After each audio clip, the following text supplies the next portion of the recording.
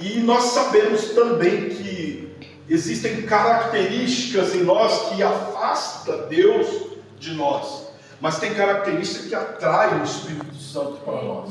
Amém? Existe algum segredo para você? A Bíblia não revela isso, irmãos. Não é claro isso. E quando eu começo a olhar esse texto que nós lemos falando sobre Naamã, a primeira coisa que eu olho, a Bíblia primeiro vai falar da estatura desse homem. Não era qualquer homem. A Bíblia vai falar que ele era um líder de uma guarda, um chefe, um general, um comandante. E pelo que nós entendemos, ele estava abaixo somente do rei. O rei dele ali, o senhor dele ali. E a Bíblia diz assim que esse homem, ele era muito honrado, ele era um homem perspicaz, um homem de estratégias, um homem que vencia batalhas. Porém, ele carregava uma lepra. Ele tinha um espinho na carne, né? Ele carregava uma lepra, uma doença incurável, e uma doença que traz desonra, uma doença que faz ele perder toda essa glória diante da doença. Porque às vezes o homem ele é tão poderoso, até eu lembro na época da Covid, irmãos.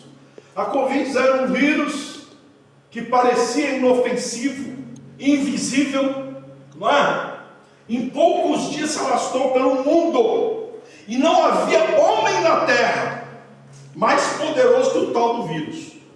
Tanto que eu li uma carta da filha do dono do Banco Santander, um dos maiores bancos do mundo, e ela escrevendo que o vírus pegou o pai dela morreu em dias. Um homem que tinha bilhões na sua conta, poder, autoridade, um homem que tinha muitos ao seu comando. Então a primeira coisa que eu começo a identificar é Deus nos mostrando a realidade da vida. Nós precisamos entender isso, porque faz muito tempo já que a igreja, que nós, homens da terra, porque a Bíblia diz que nós não somos desse mundo, mas nós estamos nesse mundo. Sim. Nós somos comedores de carne, como alguns dizem, né? Arroz e feijão. Então o que acontece? Deus primeiro ele começa a mostrar uma realidade para nós, porque às vezes nós colocamos pessoas em patamares elevados, nós colocamos homens acima de tudo, e esses homens não têm tanto poder e tanta autoridade assim. Então Deus fala de Naamã, primeiro colocando em evidência a sua estatura, fala, olha, ele era um homem grande, um homem poderoso, mas não podia com a lepra. A lepra humilhava ele. Paulo, quando fala do espinho na carne, Paulo diz que era um dos menores dos apóstolos, mas nós sabemos quem era Paulo. Ele é totalmente modesto quando ele fala isso. Nós sabemos que Paulo teve grandes experiências com Deus, mas quando ele fala do espinho, um homem de autoridade, um homem de poder, um homem que Deus se revelava para ele na sua palavra, um homem que pregou para multidões, um homem que abriu igrejas em vários países, um homem de referência, um homem que ensinava mestres. Mas quando ele fala do espinho, ele usa uma expressão assim: me esbofeteia todos os dias, bate na minha cara, me humilha. E ele não podia o espinho. Então a Bíblia fala de Naamã nessa posição, e a Bíblia continua falando de Naamã. Aí olha só o trabalhar de Deus, meus irmãos. Eu vou levar os irmãos nessa mensagem para os irmãos entenderem que, primeiro, quem é Deus e quem somos nós, e segundo, que Deus tem um propósito em tudo. Às vezes nós olhamos essa mensagem e falamos, o propósito era mostrar que Deus faz milagre. Meu irmão, Deus antes disso já tinha aberto o mar, Deus já tinha feito. Fica tranquilo que não é só isso que eu quero que Deus revele para você nesse texto, mas Deus revelou algo tremendo. O amor de Deus nos constrange. Deus começa mostrando Naamã, a história de Naamã, e aí Deus mostra que ele era um homem grande, um homem de honra, um homem de respeito. Mas aí Deus começa falando, olha, só que Deus sou eu, porque a Bíblia diz assim: através do Senhor ele livrava o povo dele. Ou seja, ele não podia com a lepra, e dependia do Senhor. Ou seja, Naamã era crente, trazendo para o dia de hoje, não. Sabe o que eu quero dizer para você? Independente de ser crente ou não, você é criatura dependente de Deus. O Senhor é Senhor sobre todos. Aleluia! O Senhor é Senhor sobre toda autoridade. Olha lá o que está acontecendo no império desse país. Homens se achando Deus, homens achando que tem todo o poder, homens achando que pode burlar leis, pode passar em cima de tudo, pisar em cima de tudo, até confrontar profetas do Senhor, pastores sendo desrespeitados, homens de Deus sendo desonrados, e eles achando que ele tem poder. E Deus começa a mostrar aqui, Naamã tinha poder, era inegável, autoridade, chefe do exército, mas não podia com a lepra, e dependia de Deus. Aleluia. Toda a glória, Jesus fala assim, olha, para Pilatos fala assim, e aí? Você não sabe que eu posso te livrar? O que Pilatos estava dizendo? Com Satanás usando a boca de Pilatos. Você não sabe que eu posso te dar uma chance de você sobreviver? Humilha-te a mim. Pede socorro, que eu te socorro. Eu tenho poder para isso. Verdade, Jesus. Estou te oferecendo minha mão, você não quer? Pilatos falando a Jesus, irmão.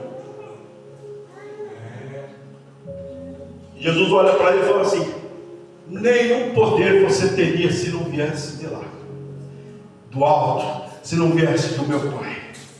Nenhum poder há na terra que não venha do Senhor. Aleluia. Então, nesse momento que Deus começa a falar de Naamã, então Deus já entra em evidência como o Senhor, mesmo Naamã sendo servo de outros deuses, vivendo num país pagão, Deus passa por cima daquilo. É o que eu falei para o pastor sobre Jonas. Parece que eu estava vendo Deus assistindo ali, tudo o que estava acontecendo ali com Jonas, o barco, ventania, tudo Deus fazendo assim, até no diabo. Porque qual a intenção do diabo quando Deus tem um propósito? Quando Deus tem um propósito na sua vida, o que Satanás tem feito desde quando a senhora foi concebida, quando a senhora nasceu, até o dia de hoje? O que Satanás tenta fazer? Ele tenta te afastar da presença de Deus. Não é verdade? Ele luta o tempo todo para te conceder coisas que te afastem da presença de Deus. O objetivo de Satanás, desde a criação, foi revelado a nós na palavra, que sempre foi frustrar algum plano de Deus, como se ele pudesse frustrar. Mas é o que acontece. Satanás, ele viaja mesmo, irmão, porque ele estava no céu e ele achou que ele podia tomar o céu. Então ele é. Então o que acontece? Satanás, ele, quando vê aquela situação, só para fechar, eu abri 2 vezes aspas sobre Jonas e não fechei, vou fechar agora. Quando Satanás observa aquela situação, eu penso assim, a Bíblia diz que ele não é onipresente, então tem uns demônios flecha lá, né? O demônio chega e vai levar para ele, os fofoqueiros. E aí o que acontece? O demônio vai falar assim: olha, você vai perder Nínive. Chegou lá aqueles soldados do inferno diante do Lúcifer, o chefão. Você vai perder Nínive. Ele falou: nós não podemos perder Nínive. Olha a reunião no inferno. Quando Deus deu a ordem a Jonas, vai lá e prega para Nínive. Aí Satanás: nós precisamos impedir. Aí o que acontece? Jonas desobedece. O pastor pregando, ele falava assim: quando a gente desobedece, vem o quê? Coro, igreja, vamos falar em coro. Quando nós desobedecemos, vem o quê? Ninguém quer falar, apóstolo. Vento. Fala assim, quando nós desobedecemos, vem o quê? Vento. Lembraram, né? Aí Jonas desobedece, entra naquele barco, vem o vento. A Bíblia fala assim: Deus soprou o vento. Aí a Bíblia começa a dizer que começou a haver um reboliço dentro daquele barco. Começa a ver ali umas obras de macumbaria, feitiçaria, outros fazendo lá umas magias, cada um buscando um Deus, não é assim? Não é assim que está escrito lá? Que cada um buscava o seu Deus do seu jeito, menos aquele que era servo do Deus vivo. Aquele dormia. estava atuando no meio daqueles que estavam lá buscando outros deuses? A Bíblia não diz isso, pelo menos. Nesse momento, quem age? Satanás. Aí Lúcifer está comandando o exército. Vamos lá, vamos impedir. A gente precisa matar Jonas antes de ele chegar lá. Ih, Jonas foi para o caminho errado. Jonas desobedeceu. Estão em festa. Estou fazendo aqui uma ilustração de como estava o inferno naquele dia. E vai ser fácil essa, porque Jonas desobedeceu. De repente sopra o vento. Jonas dormindo. Aí Satanás fala assim: nossa oportunidade é agora. Faz com que eles descubram que é Jonas o culpado. A Bíblia não diz isso, mas não diz que foi Deus também. Mas quando foi Deus, a Bíblia fala. Quando Deus soprou o vento, a Bíblia fala: Deus soprou o vento. Vê lá no texto. Daqui a pouco Satanás vai lá. Quem que fala com o homem, o mundano, o homem das trevas? Quando Saul vai lá e procura a pitonisa, quem que falou com Saul? Foi Samuel? Foi quem? Vamos, igreja. Escola dominical. Satanás tomou a imagem, a forma de Samuel e engana Saul, não é assim? Então o que acontece? Naquela situação eu vejo a mesma forma. Satanás vai ali e trabalha a vida daqueles homens, articula tudo e Deus permite, porque Deus tem um comando. Deus tem Satanás aqui, ó, como marionete. Aí eles vão e traz Jonas, vamos jogar no mar. Satanás fala: é agora, vamos matar ele. Joga no mar. Quando joga no mar, aí a Bíblia fala que Deus entra em ação de novo. E Deus manda um grande peixe. Entende? Até que Deus cumpre aquilo que era o propósito dele. Irmãos, não tem como Deus não cumprir o propósito dele. Não tem como. Então, se você nasceu para a glória do Senhor, para que o propósito de Deus seja. Você não nasceu para você ser feliz, meu irmão. Você não nasceu, irmão, para você casar com um menino mais bonito da igreja, o mais atlético. E a menina também não nasceu para casar com nenhum jogador de futebol. Não. Pode haver consequências boas na sua vida e você ser muito bem sucedido na terra. Mas não é esse o propósito.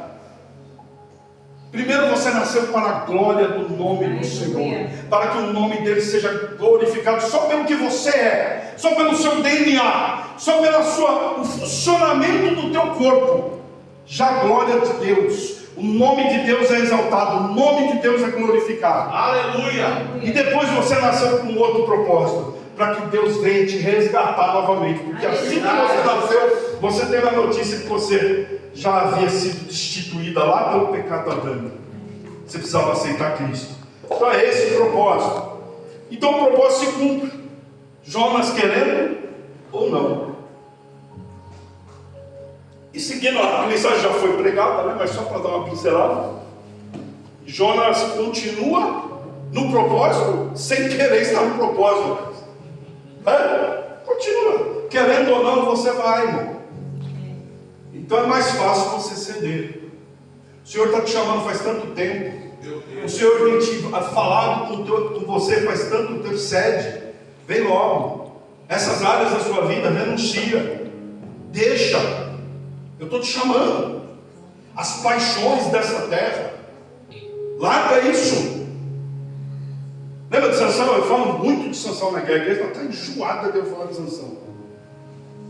Sansão, ele nasce para quê? Para o mesmo propósito que você. Porque não existe outro. O propósito é a glória, o louvor, a exaltação, a adoração, a vontade. O propósito de Deus, não teu. Sansão nasce, não para ele. Já nasce ali com uma missão, um chamado. Não quer, não obedece.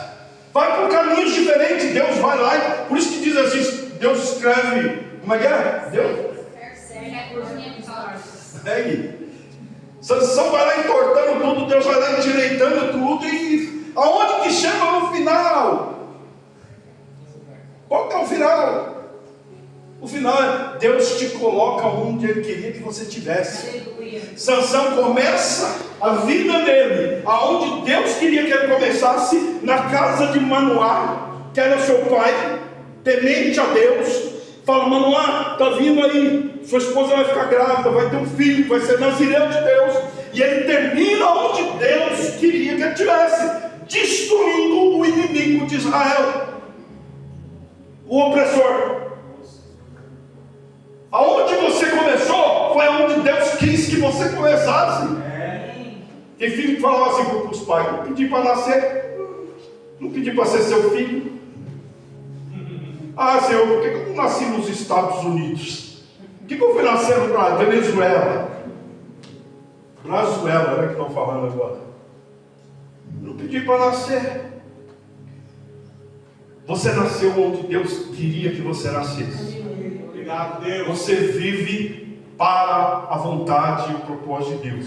E você vai terminar aonde Deus quer que você termine. Glória a Deus. Seja assim, meu irmão. E aí o que acontece? Durante esse período você vai fazer escolhas na sua vida, que você vai ser bem sucedido ou mal sucedido.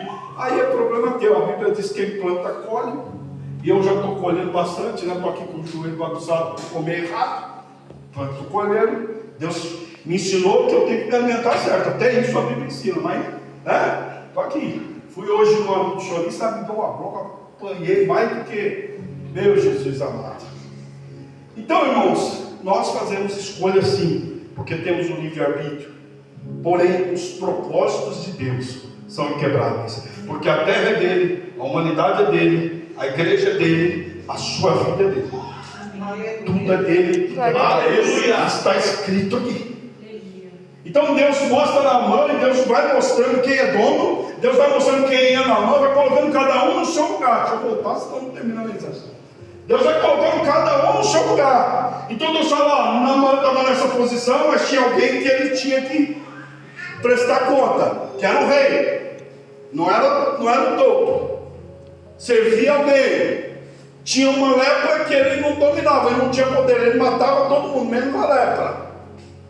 E de repente Deus fala assim: meu propósito começou na vida de Naamã. Presta atenção agora na mensagem, para saber se tudo isso que você está passando, para saber não, você vai ter certeza que tudo isso que você está passando é propósito de Deus. Quer ver? Aí Deus começa: Naamã era grande, não era, irmãos? Poderoso, não era, irmãos?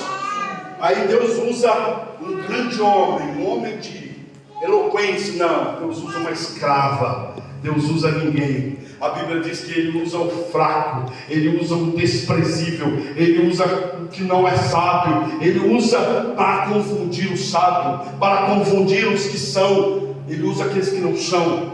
Ele vai usar uma menina que era, talvez na casa de Naamã, a menor.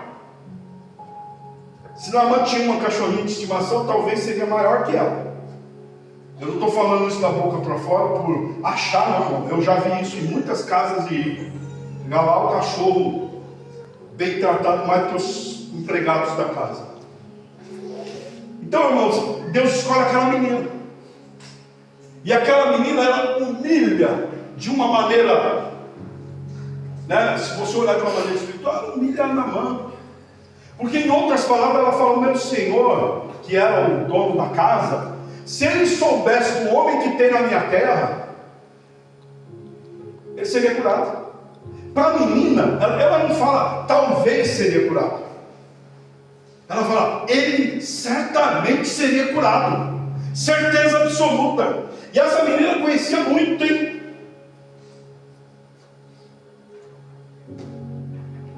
Aí ela fala assim: olha, se conhecesse. Aí ela é mais ou menos assim: ele pode tanto e não pode com a lepra. Eu conheço um homem na minha cidade que não é rei, que não é general, que não é nada disso, e ele acaba com a lepra dele aqui, ó. Naamã vai e conta para o rei, porque ele presta conta para alguém. Ele não está também no topo, porque tem muita gente que não está no topo, está achando que está no topo, né? Talvez seja por isso que Deus está fazendo isso. Que às vezes a gente tem uma arrogância, sabe? Sabe aquela pessoa que tem meia dúzia e acha que é o rei da cocada? Arrogância, soberba, pecado luciferiano, pecado do diabo, fora soberbo.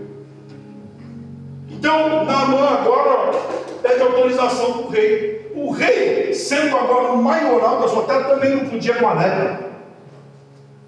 O rei era o líder maior, era acima de Naamã, e ele não dava conta da lepra. Aí ele é obrigado a mandar Naamã para a terra que era subordinada a eles, porque eles haviam vencido Israel. Vai para um rei que era subordinado a ele, que tinha que responder a ele.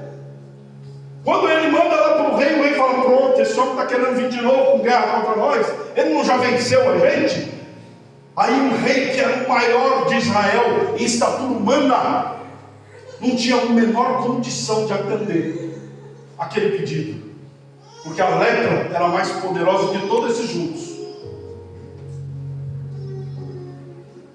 E Deus vai fazendo Naamã descer, porque Naamã, observando isso, dá para ele ver como ele era pequeno diante do Senhor. Deus faz isso comigo e faz isso com você. Presta atenção, irmãos, o que nós estamos passando não é nada mais e nada menos do que um propósito de Deus. Vou chegar lá. E Naamã vai descendo. Tem um louvor que fala assim, né? Para subir. Como é que é? Lembrei, pastor. Eu tive que descer para subir, tive que descer. Não é assim o louvor que fala? Então Naamã vai descendo. Naturalmente. Deus, marionete, como aqueles bonequinhos, faz o que quer diante de qualquer situação. Eu não sei qual é a tua situação. É a enfermidade? O médico falou que a lepra, ela representa muitas coisas nesse texto. Representa um câncer, sim, mas a lepra também representa um casamento destruído, que não tem como. Você olha para o casamento e fala assim: não tem mais como, não tem nada que restaure. A lepra ela representa, aliás, uma falência. Você olha para as suas dívidas e fala: não tem como eu sair desse buraco que eu entrei. O que a lepra pode estar representando aí na sua vida? Então Deus começa a tratar com Naamã através dessa situação. E eu vejo Naamã descendo, ele desce a menina que serve dentro da casa dele, que foi cativa e é escrava. Daqui a pouco ele desce, vai até um rei, pede uma carta pedindo para um rei que ele foi lá e venceu. E ele vai descendo. Quando ele chega no rei, aí fala assim: não, leva ele para Eliseu, que não era rei, que não era general de guerra, era um profeta. Leva para Eliseu. Agora eu quero abrir uma aspas sobre o rei de Israel naquela época. A menina conhecia mais os liderados do rei do que ele mesmo. A menina estava lá do outro lado, a menina não sabe nem quem é. E a menina sabia que Eliseu podia curar aquela lepra. O rei, Eliseu ia lá e entregava a mensagem de Deus para ele. Eliseu era subordinado da terra dele. Deus. Ele era de Israel. Ele vinha diante do rei. Ele apresentava satisfação àquele rei. O rei não conhecia o seu liderado. Abrindo aspas, eu falo de liderança. Pastores que não sabem as pérolas que tem dentro da igreja.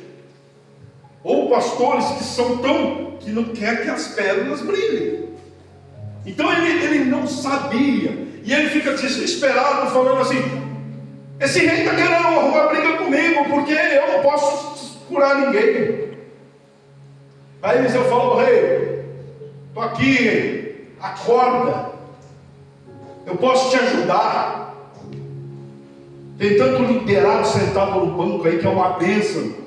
Tanta igreja aí matando pérolas, preciosidades que Deus deu. O camarada é bom na palavra, o camarada é bom para pregar, o camarada é bom para evangelizar, é bom no louvor, mas mata ele, às vezes enterra o talento, porque o líder do louvor não quer que ele apareça, a voz dele é mais bonita.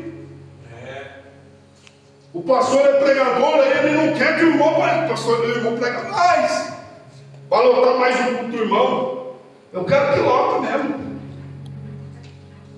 E a gente vê essas pérolas escondidas dentro da igreja. O rei não percebia que lá tinha Eliseu. Só que Naamã desce mais. Ele tem que chegar até Eliseu. Ele vai para na porta de Eliseu. Eu fico imaginando aquela carruagem, aquele monte de cavalo, aquele homem imponente, aquele monte de soldado atrás dele. E quando chega, vai fazendo barulho, né? Na terra, no chão de terra, aquela cavalaria chegando. E é Naamã, o general, na porta da casa do profeta. O profeta nem sai para atender ele. E aí ele fica enfurecido. Ele fala: estou sendo humilhado demais. Desde lá, estou sendo humilhado. Eu estou só descendo. Tudo que está acontecendo na tua vida, pode ter certeza, é um propósito de Deus. Naamã pega e reclama daquela situação. E aí ele se exalta. Quando um homem é humilhado, ele quer se levantar e fala: o que é você? Você está pensando que você sabe de onde eu vim? Aqui, ó. Sabe de onde eu sou? Na minha terra tem rio muito melhor que o de Israel. Esse rio fétido, sujo, não tem saneamento. Se esse rio pode me curar, os meus, mais ainda. Só que diferente do rei que liderava Eliseu, esse líder começa a mostrar que ele tem talento. Por que ele é líder? Porque o cara não está lá à toa. Ninguém está numa cadeira à toa. Alguma coisa o cara é. Aí o rei, Naamã fala: não, eu não vou. Naamã estava enfurecido, não ia dar ouvido a ninguém. O servo falou: meu rei, meu pai, meu pai, o que ele pediu para o senhor não é nada difícil, é só dar um mergulho ali, vamos lá, o que é isso para o senhor? Acabou. Ele ouviu o seu liderado. Mais uma vez falando de líder, essa mensagem, apóstolo, porque ele ouviu o seu liderado. Porque quantos que não dão ouvidos? Eu passei por isso, irmão. Passei por isso, eu sentado numa mesa de presidente aí, o presidente na ponta, todo mundo falando: não faz isso, não faz isso. Ele falou: eu faço porque eu sou o presidente. Eu já vi isso dentro da igreja. E quebrou a cara. Mas ele não. Naamã, olha as qualidades de Naamã. E eu vou falar um pouco de qualidades de Naamã. Naamã para, deixa o orgulho de lado e fala: você tem razão. Sabe, por isso que eu vence guerra, vence batalha. Para ouvir. Eu posso não estar totalmente certo. Eu não sou o dono da razão. Eu tenho 38, 40 anos praticamente que eu trabalho na minha profissão. Os meninos estão começando agora, meus funcionários. Eles chegam em mim e falam: Brito, eu acho melhor por aqui. Eu peço desculpa, eu falo: desculpa, você tem razão. Esse é o caminho melhor. E quando eu tenho certeza, eu ainda falo para eles: vamos ver, será que é? Ó, pensa aqui comigo. Apresento com humildade para eles o propósito. Naamã ouve o subordinado dele, é humilde naquele momento. Aí eu começo a ver, irmãos, eu creio que não existe predestinação. Eu creio que ninguém foi escolhido para ser salvo. Não. A minha Bíblia diz que Jesus desceu, saiu do trono, sendo Deus, não usurpou ser igual a Deus, mas humilhou-se em forma de homem. A Bíblia diz que ele cumpriu a sua missão. Tanto que na cruz, antes de entregar o Espírito, ele fala: está consumado. Missão cumprida. E a Bíblia diz que ele veio para todos, para que toda a humanidade tivesse acesso à salvação. Então o que nós cremos, que pregamos aqui: Jesus Cristo, o sangue de Jesus é autossuficiente para toda a humanidade. Aqueles que viveram no passado, aqueles que vivem hoje e os que vão viver. Então a Bíblia diz que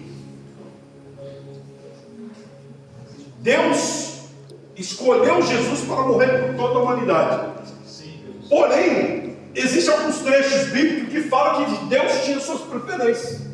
Vocês já ouviram Deus falando de Moisés? Quando Miriam vai lá fofocar de Moisés, o que Deus fala? Opa, eu falo com os profetas em sonho, revelação. Com Moisés, o meu filho, eu falo boca a boca, cara a cara. Não mexe com ele não. É escolhido ou não é? Quando Deus fala de Davi, é escolhido ou não é? Quando Deus fala de Daniel, o anjo chega lá se justificando porque perdeu a hora. É escolhido ou não é? Então existem os privilegiados. Existem alguns que foram escolhidos. Tem os que têm direito à salvação, que serão salvos, mas tem aqueles que são filhos. Tinha uns lá que andavam com Cristo, mas deitava no peito dele. Tem, mas não é por acaso, irmão. Ele não joga para cima e caiu em você, não. São características, são personalidades. Deus olha dentro dessa pessoa e tem tem características dessas pessoas que agradam a Deus. E às vezes essa pessoa ainda não se converteu. E aí eu começo a falar de Naamã. Por que Deus entregava os inimigos na mão de Naamã? Não podia escolher outro? Naamã tinha características. Então Naamã agora, ele ouve o seu subordinado. Vou terminar, 5 minutos. Ele ouve os seus subordinados e ele vai lá tomar banho lá, 7 vezes. Interessante, irmão, que a Bíblia fala assim, tem um texto que fala assim, que o ímpio, ele é mais prudente do que o justo. Por quê? O camarada, eu vi uma vez uma situação assim. Eu tinha um vizinho lá de casa, que era pai de santo. Aí, o que acontece? Ia lá os camaradas lá no centro dele, pedir para ele. Foi um camarada lá uma vez que tinha 10 açougues, que quebrou os açougues, o cara faliu. Disseram eles lá no meio deles que tinham feito um trabalho para aquele cara falir. E ele faliu mesmo. E aí o pai de santo falou para ele assim: é o seguinte, eu vou fazer um trabalho para você, para que o nosso Deus, né, o Deus deles, aliás, te restitua, para que você saia da falência e volte. Aí ele pegou e fez uma lista de coisas ali. Eles fazem exatamente. Esse cara fala, vai lá na Bahia, corta o cabelo, raspa, dá 7 perguntas, o cara vai. O cara obedece. Aí o crente de Deus fala assim: ora. Ele não ora. Lê a palavra, não lê a palavra. O pastor fala, não falta no culto, não vem no culto. Naamã ainda não era crente, hein? Até aqui. O que acontece? Quando o Naamã decide, era 7, ele foi lá e deu 7 mergulhos. Ele não deu um, ficou olhando assim. Não, ele falou 7. E isso eu estou falando para os irmãos, porque muitos de nós têm parado no meio do caminho. Verdade. Você não tem conseguido, mas você completou o ciclo. Muitos de nós desistem antes. É ou não é? Eu tenho uma profecia de um sonho na minha vida. E isso daí serve como o espinho do pau. Pá, pá, pá. O profeta chegou em mim e falou assim: irmão, faz 30 anos isso. Não, 30 não, eu tenho 33 de casado. 33 anos mais ou menos. Eu entrei dentro de uma casa ali em Poá, nunca mais vi aquele profeta na minha vida. Num culto sabe, culto no lar? Quando eu ia ir embora, dentro da minha casa, eu não era daquela igreja, eu fui convidado para estar ali aquele dia. Dentro da minha casa, dentro de uma gaveta, eu tinha um desenho que eu fiz à mão, num papelzinho manteiga. Lembra quando fazia projeto com nanquim, num papel vegetal que fala? Eu tinha um desenho da minha casa aqui no Parque Olímpico. Meu sonho. Eu desenhei uma casa, irmãos, naquela época, que hoje eu estou vendo projetos. Há 35 anos eu desenhei um projeto semelhante aos de hoje. E eu coloquei dentro da minha gaveta lá, que era o meu sonho quando eu casei. Esse profeta, lá em Poá, dentro da casa, quando acabou o culto, que eu estava indo embora, ele me parou e falou assim: estou vendo você no sobrado. Aí ele fechou o olho e começou a descrever o meu desenho. Ele começou a descrever o meu desenho. Irmãos, e não tinha como não ser. Por quê? Porque nesse desenho eu tenho um telhado, que ele é curvo. Quantas casas você vê que tem um telhado que é curvo? Ou o telhado é caído, ou é laje, ou é 2 águas, Não, na minha casa era curvo. Porque eu sempre gostei de arquitetura. Isso há 35 anos atrás. Aí ele começou a entregar e ele falava assim para mim: e eu estou vendo um sobrado, você assim, um sobrado bonito, tal, bem construído. E um telhado, aí ele fechava o olho e parava, porque ele não sabia o que ele estava vendo. Porque é estranho um teto curvo. Então ele fazia assim. E um telhado. Aí ele continuou a profecia e não falou o que era o telhado. Mas eu sabia o que ele estava falando. Porque ele não ia conseguir dizer, tem um teto curvo, ele não é da área. Eu tive convicção há 35 anos atrás que Deus prometeu a minha casa. Aí ele falou assim: você vai morar nessa casa. Eu vejo você morando nessa casa, se fizeres a minha vontade, se andares nos meus propósitos, se não desviares para a direita nem para a esquerda, se. Irmão, a profecia, irmão, é assim. Curve-se somente ao Senhor. Se você obedecer, entre no propósito de Deus. Se você entrar, não é assim. Qual que é o segredo, igreja? Por que nós estamos chorando? Por que nós estamos gritando? Nós estamos sofrendo? O sobrado não está pronto. Eu moro já faz mais de 20 anos lá, mas não está pronto. Não fiz. E eu fiz obras maiores e não consegui fazer o sobrado. Parece que é um negócio. Aí Deus fala assim: se você vai fazer, eu sei que eu vou fazer, porque eu vou entrar no Chico. Eu estou caminhando para a estatura do varão perfeito. Eu vou fazer. E o dia que eu fizer, eu vou fazer um churrasco da igreja. Então, irmãos, nós temos que ser sinceros com nós, com a igreja, com a Bíblia, com a palavra. É o propósito de Deus, irmão. Pronto, acabou. Se Deus quiser, Ele vai te dar. E aí o que acontece? Naamã chega ali e começou a obedecer, irmão. Começou a descer. Mandou mergulhar, vamos mergulhar. Não é mulher 7. Mergulha 7. Foi curado. Foi curado. Aleluia. Porque obedeceu, não queria. Volta para Eliseu. Mais humilde ainda. Agora não é o mesmo Naamã. O propósito de Deus se cumpre. Deus tira Naamã lá da casa dele. Deus começa usando Naamã. Deus precisava tratar com Israel. Aí Deus escolhe Naamã, mas já com propósito, porque Deus já tinha olhado para Naamã. E havia características em Naamã que Deus queria ele. Será que há características em nós que faz com que Deus nos queira, que Deus não abra mão de nós, que faça com que Deus tenha prazer? Porque Deus quer ter prazer, porque a Bíblia diz assim, que subia como aroma suave para ele o sacrifício. Cheiro bom. Deus tem prazer, irmão. Quando ele vê Jesus, ele fala: este é meu filho a quem tenho prazer. Tinha algo na mão, característica. Tem pessoas, irmãos, que estão no mundo ainda, que não foram alcançadas por você. É por você. Porque a ovelha que gera ovelha. É por você. A gente fica jogando para o Espírito Santo, jogando para Jesus. Não, o Espírito Santo quer que você vá, você pregue, e a palavra de poder, através do Espírito Santo, vai transformar aquela vida. Mas vai chegar por você. Esse é o propósito. E aí o que acontece? Naamã volta, já não era mais Naamã, já era outro. Naamã chega e fala: Eliseu, recebe aqui a minha gratidão. Quando eu estava lendo esse texto, eu lembrei daqueles 10 que Jesus curou e voltou um. Naamã volta e fala: estou aqui, eu trouxe para você. Aí ele: não quero isso não. O profeta Eliseu é demais. Isso não, isso aí para mim é bobeira. Agora vem do Eliseu, né?